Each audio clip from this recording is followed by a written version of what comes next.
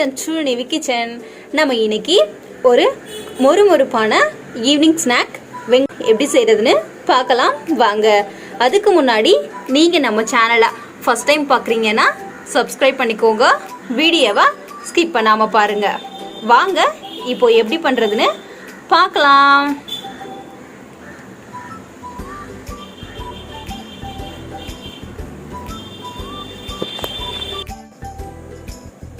வெங்காய வடைக்கு நான் இன்னைக்கு 3 பெரிய சைஸ் அளவு வெங்காயத்தை குட்டி குட்டியாக ஸ்லைஸ் பண்ணி வச்சுருக்கேன். ஃபர்ஸ்ட் நம்ம வெங்காயத்தை நல்லா பிசைஞ்சு எடுத்துக்கலாம்.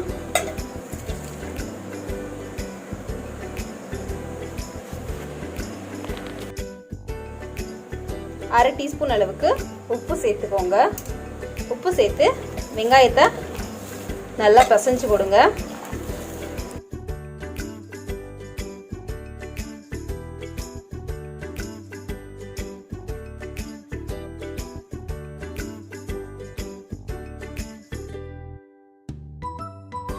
நம்ம நறுக்கும் போது இது மாதிரி பெரிய ஸ்லைஸ்ல நறுக்கிடுதா அதை தனியா எடுத்து மறுபடியும் அதை நறுக்கி கொடுத்துருங்க. சின்னதா நறுக்கி சேர்த்துக்கோங்க.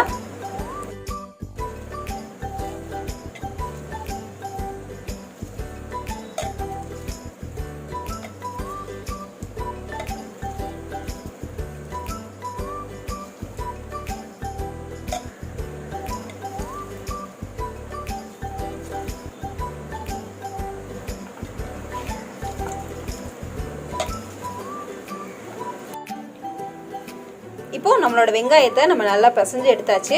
அதிலிருந்து தண்ணி வர அளவுக்கு இது போல நல்லா பிசைஞ்சு எடுத்துக்கோங்க.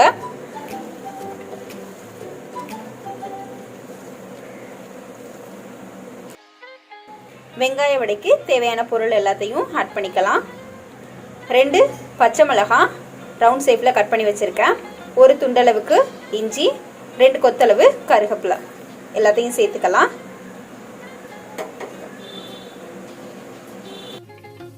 இது கூட 1 டேபிள் ஸ்பூன் அளவுக்கு மிளகாய்த்தூள் அதை சேர்த்துக்கோங்க. 1 டேபிள் ஸ்பூன் அளவுக்கு பெருஞ்சீரகம். இப்போ எல்லாத்தையும் சேர்த்து மறுபடியும் நல்லா கலந்து விட்டுருங்க.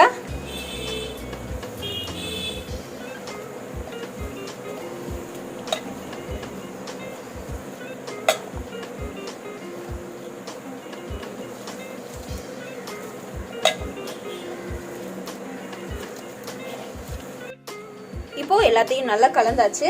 இது கூட அரை கப் அளவுக்கு மைதா எடுத்திருக்கேன். மைதாவை கொஞ்சம் கொஞ்சமாக சேர்த்து கலந்து விட்டுருங்க. இதில் நம்ம தண்ணி எதுக்குமே ஆட் பண்ண தேவையில்லை.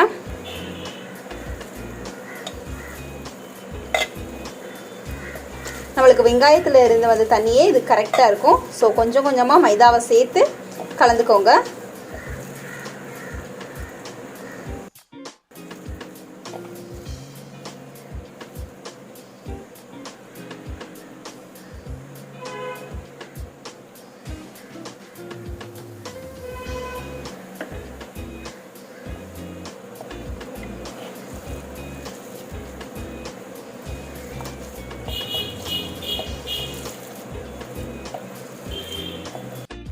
மைதா மாவு சேர்த்து நல்லா கலந்து விட்டாச்சு. இப்போ இது கூட கிறிஸ்பினஸ்க்காக ஒரு அரை டீஸ்பூன் அளவுக்கு அரிசி பொடி சேர்த்துக்கிறேன்.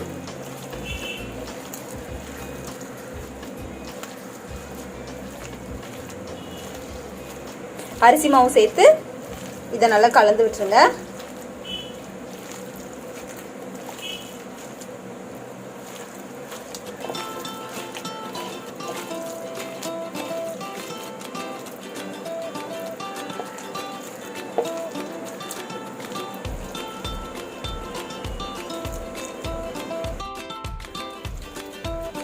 இப்போ நம்ம ஆனியன் வடைக்கு மிக்ஸ் ரெடி ஆயிடுச்சு.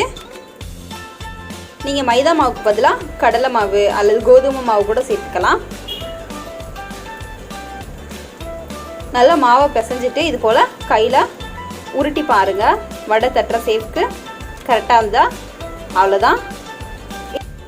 உங்களுக்கு ரொம்ப கெட்டியாக இருந்துச்சுன்னா நீங்கள் கொஞ்சமாக தண்ணி தெளித்து கூட இதை நல்லா மிக்ஸ் பண்ணிக்கோங்க.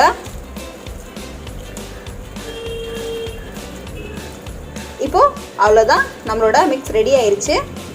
இதை ஒரு 15 நிமிஷத்துக்கு மூடி போட்டு வச்சுருங்க. அதுக்கப்புறம் நம்ம எண்ணெயை சூடு பண்ணி பொரிச்சு எடுத்துக்கலாம்.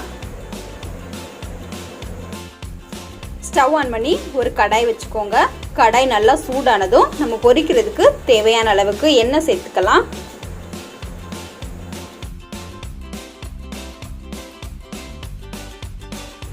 இப்போது நம்மளோட எண்ணெய் நல்லா சூடாயிடுச்சு. நீங்கள் மீடியம் ஃப்ளேமில் வச்சுக்கோங்க.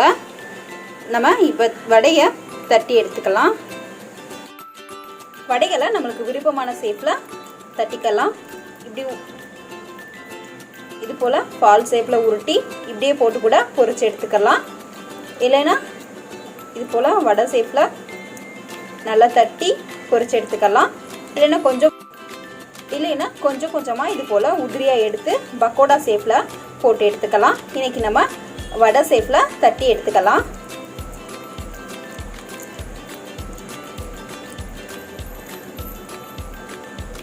ஃபஸ்ட் நல்லா உருட்டிக்கோங்க.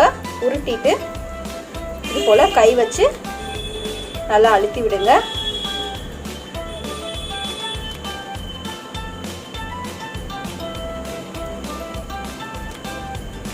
இப்போ இதை நம்ம சூடு பண்ணி வச்சிருக்க எண்ணெயில் சேர்த்துக்கலாம்.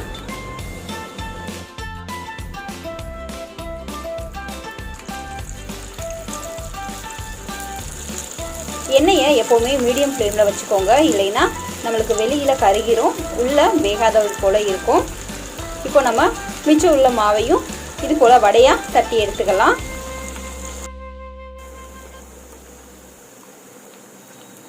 இப்போது நம்மளோட வடை ஒரு சைடு வெந்ததும் இன்னொரு சைடு நல்லா திருப்பி விட்டுருங்க.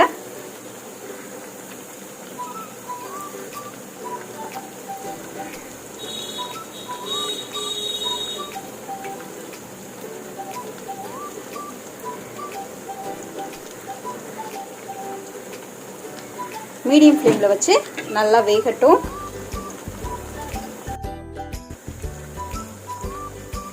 ஒரு வடை தட்டி அடுத்த வடை தட்டும்போது கையில் நல்லா தண்ணியில் நனைச்சிக்கோங்க. தண்ணியில் நனைச்சிட்டு மறுபடியும் வடையை தட்டுங்க. இப்போது நம்மளோட வடை நல்லா வெந்துருச்சு. இதை தனியாக வேறு ஒரு பிளேட்க்கு ட்ரான்ஸ்ஃபர் பண்ணிக்கலாம்.